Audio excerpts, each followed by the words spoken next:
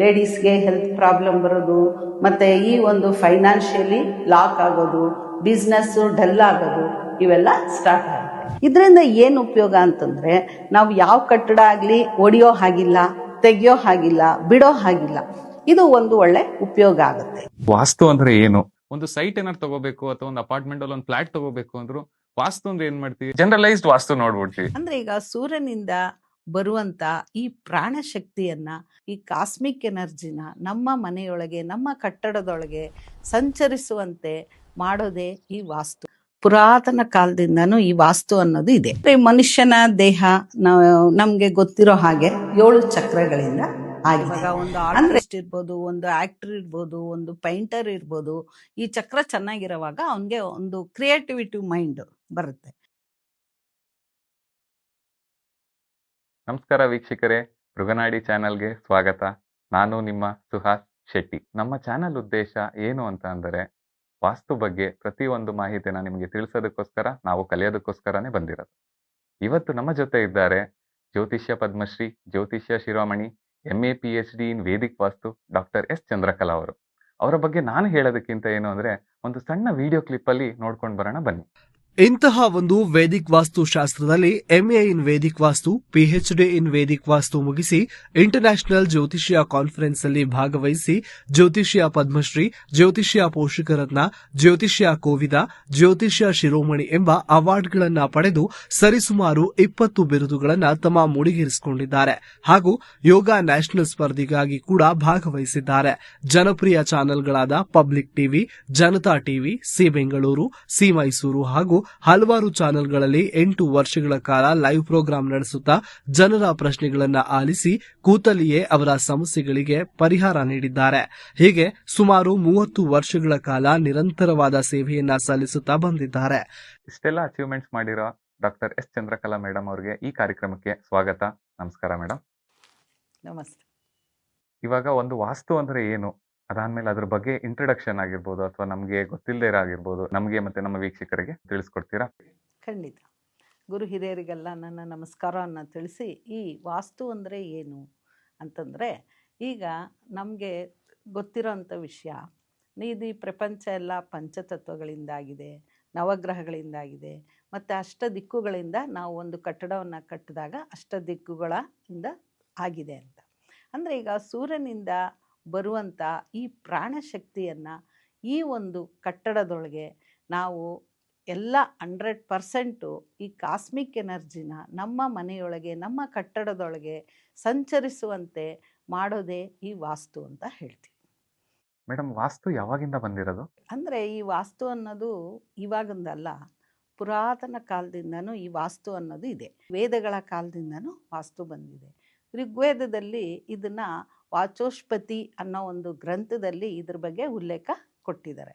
ಮತ್ತು ಅಥರ್ವಣ ವೇದದಲ್ಲಿ ಇದರ ಉಲ್ಲೇಖವನ್ನು ಒಂದು ಗ್ರಂಥದಲ್ಲಿ ಕೊಟ್ಟಿದ್ದಾರೆ. ಅದಕ್ಕೆ ಸ್ಥಾಪತ್ಯ ವೇದ ಅಂತ ಹೇಳ್ತೀವಿ. ಅದರಲ್ಲಿ ಇದ್ರ ಬಗ್ಗೆ ಬರೆದಿದ್ದಾರೆ. ಇದು ವೇದಗಳ ಕಾಲದಿಂದ ಬಂದಿರೋದು. ಮತ್ತು ಈಗ ಪೌರಾಣಿಕಕ್ಕೆ ಹೋದಾಗ ನಮಗೇನಾಗುತ್ತೆ, ಒಂದು ಕಥೆನೇ ಇದೆ. ಅಂದರೆ ಅಂಧಕಾಸುರನನ್ನು ಶಿವ ಸಂಹಾರ ಮಾಡುವಾಗ ಅವನ ಒಂದು ಬೆವರಿನ ಹಣೆಯಿಂದ ಭೂಮಿಗೆ ಬೀಳುತ್ತೆ. ಅದೇನಾಗುತ್ತೆ, ಬೃಹದಾಕಾರವಾಗಿ ಬೆಳೆದು ಎಲ್ಲವನ್ನು ಆವರಿಸ್ಕೊತಾ ಬರ್ತಾ ಇರುತ್ತೆ.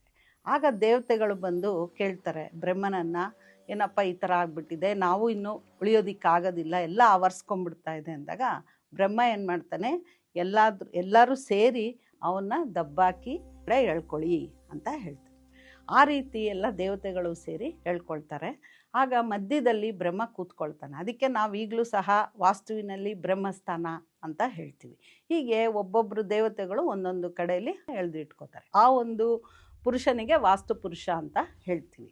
ಮತ್ತು ಈ ಒಂದು ವಾಸ್ತು ಮಂಡಲ ಅಂತಲೂ ಹೇಳ್ತೀವಿ. ಅಂದರೆ ಎಲ್ಲೆಲ್ಲಿ ಯಾವ್ಯಾವ ದೇವತೆಗಳು ಕೂತ್ಕೊಳ್ತಾರೆ ಅದನ್ನು ನಾವು ವಾಸ್ತು ಮಂಡಲ ಅಂತ ಕರಿತೀವಿ. ಸೊ ಆಗ ವಾಸ್ತು ಪುರುಷ ಹೇಳ್ತಾನೆ, ಏನು ಬ್ರಹ್ಮನನ್ನು ಈ ರೀತಿ ಮಾಡಿಬಿಟ್ಟೆ ಅಂದಾಗ ಬ್ರಹ್ಮ ಹೇಳ್ತಾನೆ, ಏನಿಲ್ಲ, ಎಲ್ಲೇ ಕಟ್ಟಡಗಳು ಕಟ್ಟಲಿ ಭೂಮಿ ಮೇಲೆ ನಿನ್ನ ಒಂದು ರೀತಿಯಲ್ಲಿ, ನಿನ್ನ ಒಂದು ವಾಸ್ತು ಪುರುಷನ ರೀತಿಯಲ್ಲಿ ಕಟ್ಟಬೇಕು. ಆಗ ನಿನಗೆ ಅಲ್ಲಿ ಪ್ರಾಸ್ಪರಿಟಿ ಬರುತ್ತೆ, ನಿನ್ನನ್ನು ಮೊರೆ ಹೋಗಬೇಕು, ನಿನ್ನನ್ನು ಪೂಜೆ ಮಾಡಬೇಕು ಅಂತ ಹೇಳ್ತಾನೆ. ಇದು ನಮ್ಮ ಒಂದು ಪ್ರತೀತಿ, ಅಂದರೆ ಆವಾಗಿನ ಕಥೆ ಇದೆ. ಇದಲ್ಲದೆ ಪೌರಾಣಿಕವಾಗಿ ಇನ್ನೂ ಕಥೆಗಳಿದೆ. ಅಂದರೆ ಈಗ ಮತ್ಸ್ಯ ಪುರಾಣ ಮತ್ತು ಅಗ್ನಿ ಪುರಾಣ, ಗರುಡ ಪುರಾಣ, ಈ ಕಥೆಗಳಲ್ಲೂ ಸಹ ವಾಸ್ತು ಬಗ್ಗೆ ಉಲ್ಲೇಖ ಇದೆ. ಅದರಲ್ಲಿ ಮತ್ಸ್ಯ ಪುರಾಣದಲ್ಲಿ 18 ಮಹರ್ಷಿಗಳು ಈ ವಾಸ್ತು ಬಗ್ಗೆ ಬರೆದಿದ್ದಾರೆ. ಅದರಲ್ಲಿ ಭೃಗು ಮಹರ್ಷಿಗಳು ಒಬ್ಬರು. ಮತ್ತು ಇವರು ಏನು ಬರೆದಿದ್ದಾರೆ ಅಂದರೆ ಮನುಷ್ಯನಿಗೂ ಈ ನವಗ್ರಹಗಳಿಗೂ ಈ ವಾಸ್ತುವಿಗೂ ಏನು ಕನೆಕ್ಷನ್ ಇದೆ ಅನ್ನೋದ್ರ ಬಗ್ಗೆ ಬರೆದಿದ್ದಾರೆ. ಮತ್ತು ಈಗ ನೆಕ್ಸ್ಟು ನಾವು ಬಂದರೆ ವಿಶ್ವಕರ್ಮ ಮತ್ತು ಇವಾಗ ಮಯಾಸುರ, ಇವರ ಒಂದು ಪದ್ಧತಿಯನ್ನು ರೂಢಿಯಲ್ಲಿ ಇಟ್ಕೊಂಡಿದ್ದೀವಿ.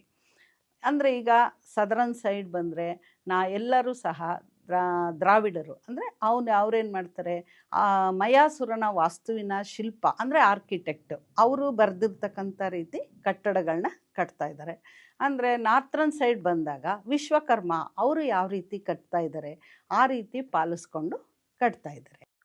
ಮೇಡಮ್, ಇವಾಗ ನಮಗೆ ಆಗಿರ್ಬೋದು ಅಥವಾ ವಾಸ್ತುಗಾಗಿರ್ಬೋದು ಏನು ಕನೆಕ್ಷನ್ ಇದೆ ಮೇಡಮ್? ಅಂದರೆ ಮನುಷ್ಯನ ದೇಹ ನಮಗೆ ಗೊತ್ತಿರೋ ಹಾಗೆ 7 ಚಕ್ರಗಳಿಂದ ಆಗಿದೆ. ಅಂದರೆ 7 ಚಕ್ರಗಳಲ್ಲಿ ಒಂದೊಂದು ಚಕ್ರ ಒಂದೊಂದು ತತ್ವವನ್ನು ಅಳವಡಿಸ್ಕೊಂಡಿರುತ್ತೆ. ಈಗ ಮೂಲಾಧಾರ ಚಕ್ರದಿಂದ ವಿಶುದ್ಧ ಚಕ್ರವರೆಗೆ 5 ತತ್ವಗಳನ್ನ ಅದು ಅಳವಡಿಸ್ಕೊಂಡಿದೆ.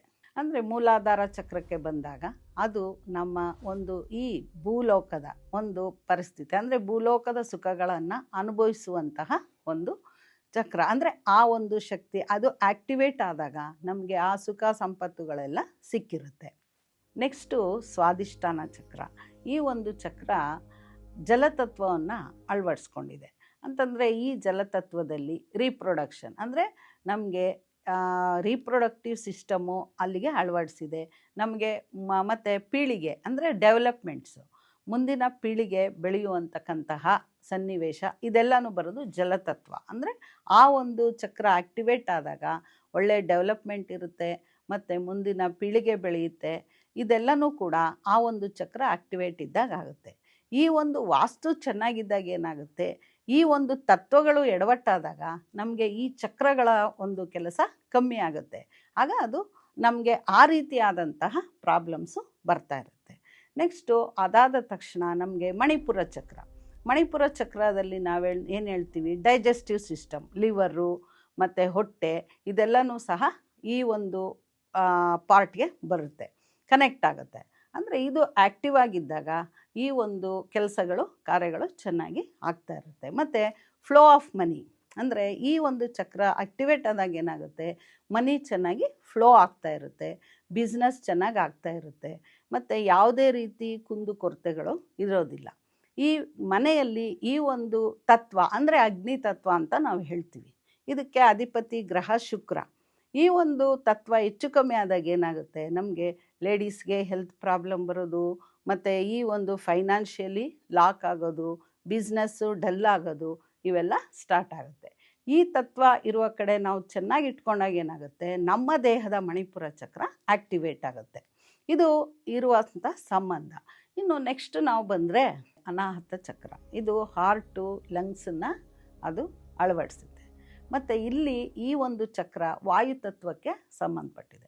ವಾಯುತತ್ವ ಅಂದಾಗ ನಮಗೆ ಚಂದ್ರ ಅಧಿಪತಿ, ಚಂದ್ರಗ್ರಹ ಅಲ್ಲಿಗೆ ಅಧಿಪತಿ ಆಗ್ತಾನೆ.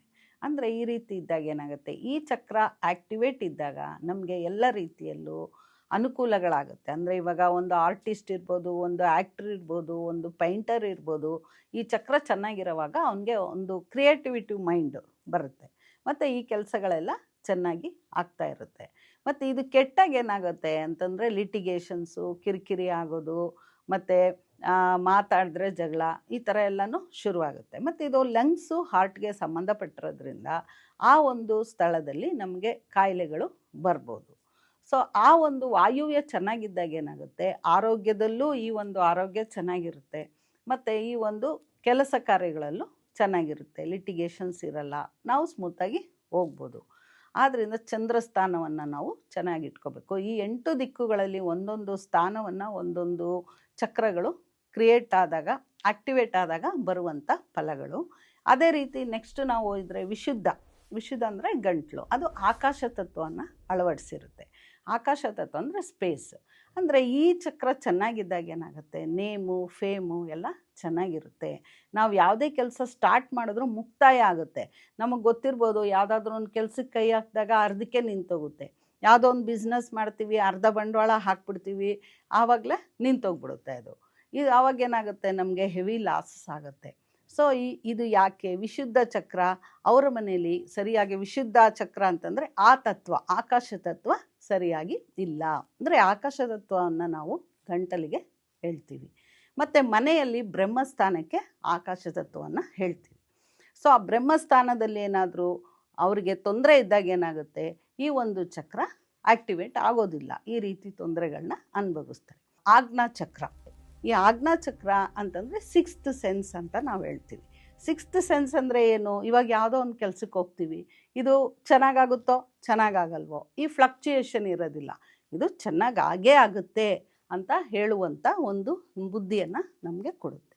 ಮತ್ತು ನೆಕ್ಸ್ಟು ಬಂದಾಗ ಶಾಸ್ತ್ರಚಕ್ರ, ಅಂದರೆ ಈ ಎಲ್ಲ ಚಕ್ರಗಳು ಆ್ಯಕ್ಟಿವೇಟ್ ಆದಾಗ ನೀವೇನು ಅನ್ಕೋತಿರೋ ಅದಾಗುತ್ತೆ. ಅಂದರೆ ಕ್ರಿಯೇಟಿವ್, ಅಂದರೆ ನಾವು ಏನು ಅನ್ಕೋತೀವಿ, ಅಂದ್ಕೊಂಡಿದ್ದ ಕೆಲಸ ಆಗೋದು. ನಾನಿವತ್ತು ಈ ಕೆಲಸ ಮಾಡ್ತೀನಿ ಅಂದರೆ ಮಾಡೇ ಮಾಡ್ತೀನಿ, ನನಗಿವತ್ತು ಇಷ್ಟು ಬಿಸ್ನೆಸ್ ಆಗುತ್ತೆ, ಹಾಗೇ ಆಗುತ್ತೆ. ಈ ಒಂದು ಪವರು ಮನುಷ್ಯನಿಗೆ ಬರುತ್ತೆ. ಅಂದರೆ ನಾನೇ ಬ್ರಹ್ಮ, ಅಂದರೆ ನಾನು ಅಂದ್ಕೊಂಡಿದ್ದೆಲ್ಲ ಸಾಧಿಸ್ತೀನಿ ಅನ್ನೋವಂಥ ಒಂದು ಶಕ್ತಿ ಬರುತ್ತೆ. ಅಂದರೆ ಈ ಒಂದು ಕಟ್ಟಡದಲ್ಲಿ ಇಷ್ಟೆಲ್ಲ ಶಕ್ತಿಗಳನ್ನ ಪಡ್ಕೊಳ್ಳುವಂಥ ಒಂದು ದಾರಿ ಇದೆ ಅಂದಾಗ ಯಾಕೆ ನಾವು ಮಾಡಬಾರ್ದು? ಈ ಒಂದು ವಾಸ್ತು ಅನ್ನೋದು ಎಷ್ಟು ಬಲ ಅನ್ನೋದು ನಮಗೆ ಇದರಿಂದ ತಿಳಿಯುತ್ತೆ. ಮೇಡಮ್, ಆಕ್ಚುಲ್ ಆಗಿ ವಾಸ್ತು ಅಂದ್ರೆ ಇಷ್ಟೊಂದು ತಿಳ್ಕೊಳ್ಳೋದಿದೆ ಅನ್ನೋದು ಗೊತ್ತಿರಲಿಲ್ಲ. ನೀವು ಇಷ್ಟು ಡೆಪ್ತಾಗಿ ಹೇಳ್ದಾಗ್ಲೇನೆ ನಮ್ಗೆ ಪ್ರತಿಯೊಂದೂ ಅರ್ಥ ಆಗಿದ್ದು. ಯಾಕೆಂದ್ರೆ ನಾವು ಯಾವುದೇ ಆದ್ರೂ ಯಾವ್ದಾದ್ರು ಒಂದು ಕೆಲಸಕ್ಕೆ ನಾವು ಕೈ ಹಾಕಿರ್ತೀವಿ, ಆ ಕೆಲಸ ಆಗುತ್ತೋ ಆಗಲ್ವೋ ಅನ್ನೋದೇ ಅರ್ಧ ಡೌಟಲ್ಲಿ ಇರ್ತೀವಿ. ಅದು ನಮಗೆ ವಾಸ್ತುವಿಂದ ತುಂಬಾ ಅನುಕೂಲ ಆಗುತ್ತೆ ಅಂದ್ರೆ ಡೆಫಿನೆಟ್ಲಿ ವಿ ವಿಲ್ ಅಡಾಪ್ಟ್ ವಾಸ್ತು. ಯಾಕೆಂದ್ರೆ ನಾವೊಂದೇ ಅಲ್ಲ, ಎಲ್ಲಾರು ಅಷ್ಟೇ.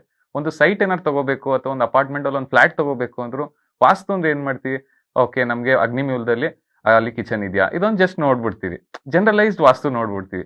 ಬಟ್ ಒಂದೊಂದು ವಾಸ್ತುವಿಂದ ಒಂದೊಂದು ಇಷ್ಟು ತಿಳ್ಕೊಳ್ಳೋದಿದೆ, ಇಷ್ಟು ಹೆಲ್ಪ್ಫುಲ್ ಆಗುತ್ತೆ ಅಂತ ನೀವು ನನಗೆ ತುಂಬಾ ಕನ್ವೆ ಮಾಡಿರೋದು, ನಮ್ಗೆ ಆಗ್ಲಿ ವೀಕ್ಷಕರಿಗಾಗ್ಲಿ ತುಂಬಾ ಕನ್ವೆ ಮಾಡಿದ್ದೀರಾ. Thank you so much ma'am. ಇನ್ನೂ ಒಂದು ಪ್ರಶ್ನೆ ಇತ್ತು. ಒಂದೇನು ಅಂತ ಅಂದ್ರೆ ಅದರಲ್ಲಿ ಎಫೆಕ್ಟ್ಸ್ ಏನೇನ್ ಬರುತ್ತೆ ಅಂತ ನೀವು ಹೇಳಿದ್ರಿ. ಸೊ ಎಫೆಕ್ಟ್ಸ್ ಆಯ್ತು, ನೆಕ್ಸ್ಟ್ ಅದನ್ನ ನಾವು ವಾಸ್ತು ಇವಾಗ ಸರಿ ಇಲ್ಲ ಅಂತ ಅಂದಾಗ ನೆಕ್ಸ್ಟ್ ಏನ್ ಅಡಾಪ್ಟೇಷನ್ ಮಾಡ್ಕೋಬಹುದು ನಾವು? ನಾವು ಏನು ಮಾಡ್ತೀವಿ, ನಾವಿವಾಗ ಅದರಲ್ಲೇ PhD ಮಾಡಿರೋದ್ರಿಂದ ಈ ವಾಸ್ತು ಅನ್ನೋದು ಒಂದು ಶಕ್ತಿ, ಪ್ರಾಣಶಕ್ತಿ. ಈ ಪ್ರಾಣಶಕ್ತಿ ನಮ್ಮ ಮನೆಯಲ್ಲಿ ಯಾವ ಸ್ಥಳದಲ್ಲಿ ಇರೋದಿಲ್ವೋ, ಯಾವ ದಿಕ್ಕಿನಲ್ಲಿ ಇರೋದಿಲ್ವೋ, ಆ ಒಂದು ದಿಕ್ಕಿನ ಒಂದು ಎಫೆಕ್ಟನ್ನು ನಾವು ಸಫರ್ ಮಾಡ್ತಾ ಇರ್ತೀವಿ. ಸೊ ಇವಾಗೆಲ್ಲ ಏನಾಗಿದೆ, ಮಾಡ್ರನ್ನು ಯುಗ, ಸೈಂಟಿಫಿಕ್ ಯುಗ, ಈಗ ಅದಕ್ಕೆ ಅಂತಲೇ ಒಂದು ಸ್ಕ್ಯಾನರ್ ಇದೆ, ಯೂನಿವರ್ಸಲ್ ಸ್ಕ್ಯಾನರ್ ಅಂತ ಹೇಳ್ತೀವಿ. ಅಂಥ ಸ್ಥಳಗಳಲ್ಲಿ ನಾವು ಹೋಗಿ ನೋಡಿದಾಗ ಅಲ್ಲಿ ಯಾವ ಒಂದು ತತ್ವ ಎಫೆಕ್ಟ್ ಆಗಿದೆ, ಯಾವ ದಿಕ್ಕಿನಲ್ಲಿ ಅವರಿಗೆ ತೊಂದರೆ ಆಗಿದೆ ಅನ್ನೋದು ಗೊತ್ತಾಗುತ್ತೆ. ಅಂದರೆ ಅಲ್ಲಿ ಬರ್ತಾ ಇರ್ತಕ್ಕಂಥ ನೆಗೆಟಿವ್ ಎನರ್ಜಿನ ಅದು ಐಡೆಂಟಿಫೈ ಮಾಡುತ್ತೆ. ಮತ್ತು ನಾವು ನೋಡ್ಬೋದು ಆ ಸ್ಥಳದಲ್ಲಿ ನೆಗೆಟಿವ್ ಇದೆ ಅಂತ. ಆ ಸ್ಥಳವನ್ನು ನಾವು ಕಾಸ್ಮಿಕ್ ಪವರ್ ಆಗಿ ಮಾಡಬೇಕು ಅಂದರೆ ಕೆಲವು ಪದಾರ್ಥಗಳಿದೆ. ಆ ಪದಾರ್ಥಗಳನ್ನ ನಾವು ಅಲ್ಲಿ ಇಟ್ಕೊಂಡಾಗ ಏನಾಗುತ್ತೆ, ಅಲ್ಲಿ ಒಂದು ನಮಗೆ ಕಾಸ್ಮಿಕ್ ಪವರ್ ಬರುತ್ತೆ. ಯಾವಾಗ ಕಾಸ್ಮಿಕ್ ಪವರ್ ಬರುತ್ತೋ ಆ ಒಂದು ದಿಕ್ಕಿನ ಶಕ್ತಿ ಮತ್ತು ಉತ್ಪತ್ತಿ ಆಗುತ್ತೆ. ಸೊ ಅದನ್ನು ಅಳವಡಿಸ್ಕೊಂಡು ನಾವು ಒಂದು ನಮ್ಮ ಮನೆಯ ಪ್ರಾಣಶಕ್ತಿಯನ್ನು 100% ನಾವು ಮಾಡ್ಕೊಳ್ಬೋದು. ಇದರಿಂದ ಏನು ಉಪಯೋಗ ಅಂತಂದರೆ, ನಾವು ಯಾವ ಕಟ್ಟಡ ಆಗಲಿ ಒಡೆಯೋ ಹಾಗಿಲ್ಲ, ತೆಗೆಯೋ ಹಾಗಿಲ್ಲ, ಬಿಡೋ ಹಾಗಿಲ್ಲ. ಇದು ಒಂದು ಒಳ್ಳೆ ಉಪಯೋಗ ಆಗುತ್ತೆ ಜನಗಳಿಗೆ. ಇವಾಗ ನಾನು ಯಾವ್ದಾದ್ರು ಒಂದು ಸೈಟ್ ತಗೊಂಡಿರ್ತೀನಿ, ಸೈಟ್ಗೆ ಏನು ವಾಸ್ತು ಇರಲ್ಲ ಅಲ್ಲ ಮೇಡಮ್? ಇರುತ್ತೆ. ಇವಾಗ ಇದು ಅಲ್ಲದೆ ಪ್ರಕೃತಿ ವಾಸ್ತು ಅಂತ ಹೇಳ್ತೀವಿ. ಅಂದರೆ ನಾವು ಎಲ್ಲೇ ಸೈಟ್ ಸೆಲೆಕ್ಷನ್ ಮಾಡುವಾಗ ನಾವು ಸೆಲೆಕ್ಷನ್ ಮಾಡುವಂತಹ ಸ್ಥಳ ಚೆನ್ನಾಗಿರಬೇಕು. ಅಂದರೆ ಪ್ರಕೃತಿ ವಾಸ್ತು ಅಂತ ಇದಕ್ಕೆ ಹೇಳ್ತೀವಿ. ಅಂದರೆ ನಮ್ಮ ಸೈಟ್ ಇರೋ ಜಾಗದಿಂದ ನೈಋತ್ಯದಲ್ಲಿ ಹೈಟ್ ಇರಬೇಕು. ಯಾವುದಾದ್ರೂ ಒಂದು ಬೆಟ್ಟ ಇರ್ಬೋದು, ಅಥವಾ ಹೈಟ್ ಇರ್ಬೋದು, ಗುಡ್ಡ ಇರ್ಬೋದು, ಅದು ಒಳ್ಳೆಯದು. ಅಥವಾ ಈಶಾನ್ಯದ ಕಡೆ ಸ್ಲೋಪ್ ಇರಬೇಕು, ಅಂದರೆ ಈಶಾನ್ಯ ಡೌನ್ ಇರಬೇಕು. ಮತ್ತು ಆ ಕಡೆ ಬೆಟ್ಟ ಗುಡ್ಡಗಳಾಗಲಿ ಏನೂ ಇರಬಾರ್ದು. ಇಂಥ ರೀತಿಯ ಒಂದು ನಾವು ಸೈಟನ್ನು ತಗೊಳ್ಬೇಕು. ಸರಿ ಮೇಡಮ್, ಓಕೆ, ಸೈಟ್ದೇನೋ ನನಗೆ ಕನ್ಫರ್ಮೇಶನ್ ಏನೋ ಸಿಕ್ತು. ಇವಾಗ ನಾನು ಯಾವ್ದಾದ್ರು ಒಂದು ಲ್ಯಾಂಡ್ 1-2 ಎಕರೆ 3 ಎಕರೆ ತಗೋಬೇಕು ಅಂತ ಅನ್ಕೊಂಡಿರ್ತೀನಿ. ಬಟ್ ಅದ್ರಲ್ಲಿ ಇವಾಗ ಹೆಂಗ್ ಗೊತ್ತಾಗುತ್ತೆ ವಾಸ್ತು ಸರಿ ಇದೆಯಾ ಇಲ್ವಾ ಅಂತ? 5 ಎಕರೆ ಲ್ಯಾಂಡ್ ಆಗಿರ್ಬೋದು, 10 ಎಕರೆ ಲ್ಯಾಂಡ್ಸ್ ಆಗಿರ್ಬೋದು. ಅಂದರೆ ಅಲ್ಲಿ ನಾವು ಪರಿಸರದ ವಾಸ್ತುವನ್ನು ನೋಡಬೇಕು. ನಮ್ಮ ಜಮೀನು ಎಲ್ಲಿದೆ, ಆ ಜಮೀನಿಗೆ ಅಕ್ಕಪಕ್ಕ ಏನಿದೆ ಅದನ್ನು ತಿಳ್ಕೊಂಡು ಸ್ಲೋಪ್ ಹೆಂಗಿದೆ ನೋಡಿಕೊಂಡು ತಗೊಂಡ್ರೆ ತುಂಬ ಅಭಿವೃದ್ಧಿ ಆಗುತ್ತೆ. ವೀಕ್ಷಕರೇ, ಎಲ್ಲ ಕೇಳಿದ್ದೀರಾ. ಇವಾಗ ಏನೇನು ಮಾತಾಡಿದ್ದೀವಿ, ಅದಾದ್ಮೇಲೆ ಏನೇನು ಇನ್ಫಾರ್ಮೇಶನ್ ಕೊಟ್ಟಿದ್ದಾರೆ ನಿಮಗೆ. ಏನೇ ಡೌಟ್ಸ್ ಇದ್ರೂ ಒಂದು ಕಮೆಂಟ್ ಬಾಕ್ಸಲ್ಲಿ ಕಮೆಂಟ್ ಮಾಡಿ. ಅದಾದಮೇಲೆ ನಂಬರ್ ಕೂಡ ಶೇರ್ ಮಾಡಿರ್ತೀವಿ ನಾವು. ಮುಂದಿನ ಎಪಿಸೋಡಲ್ಲಿ ಪ್ರತಿಯೊಂದೂ ನೀವು ಮಾಡಿರೋ ಕಮೆಂಟ್ಸು, ಏನೇ ಡೌಟ್ಸ್ ಇದ್ರೂ ಅದನ್ನು ನಾವು ಚರ್ಚೆ ಮಾಡ್ತೀವಿ. ಪ್ಲೀಸ್ ಸಬ್ಸ್ಕ್ರೈಬ್ ಮಾಡಿ, ಬೆಲ್ ಐಕನ್ ಒತ್ತಿ. Thank you. ನಮಸ್ಕಾರ.